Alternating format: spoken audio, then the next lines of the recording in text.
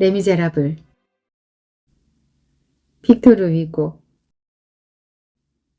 사랑과 정의의 함수관계. 19년간 감옥 생활을 한 장발장은 메마르고 거친 감정 외에는 아무것도 갖고 있지 않았다. 전과자였던 그에게 사회는 비정하고 냉랭했다. 그가 그런 삶에 지쳐 있을 때 미리엘 주교가 은혜를 베풀어준다.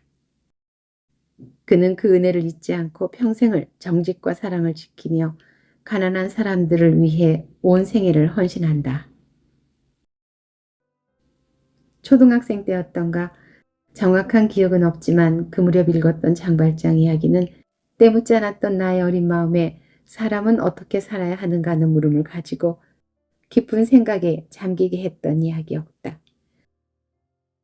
중학생이 되어 학교 단체로 극장에 가서 보았던 장발장 영화는 더욱 그의 생애에 대한 관심을 갖게 했다.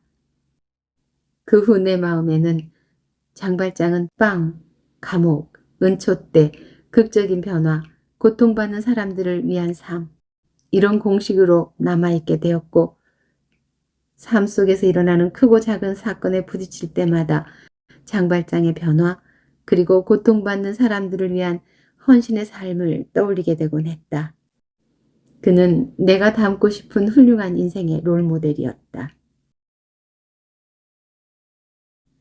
비참한 사람들이라는 뜻을 가진 이 작품은 프랑스의 문호 빅토르 위고가 1800년대 봉건시대와 혁명의 와중에 살고 있던 프랑스 사람들의 비참한 삶과 그 가운데서 발휘되는 사랑과 용서, 정의를 그의 깊은 문학성으로 장중하게 구현한 작품이다.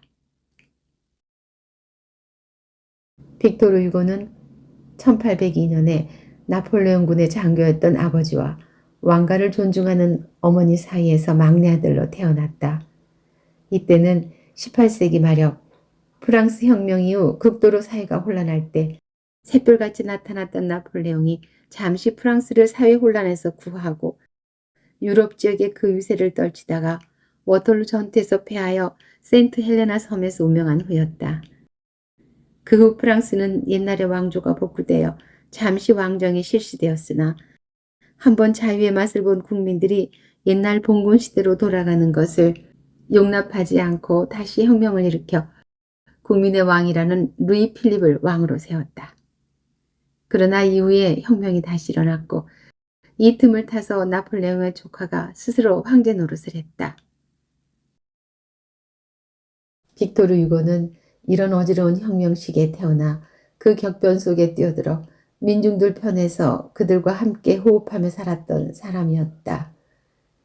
그는 국민을 위한 자유와 평등을 정치의 선에서 실현시키고자 국회의원이 되어 일하기도 했고 나폴레옹 3세가 황제가 되었을 때는 15년간이나 망명 생활을 하기도 하였다. 레미제라블은 그가 이처럼 망명 생활을 하던 중에 쓰여진 작품이다.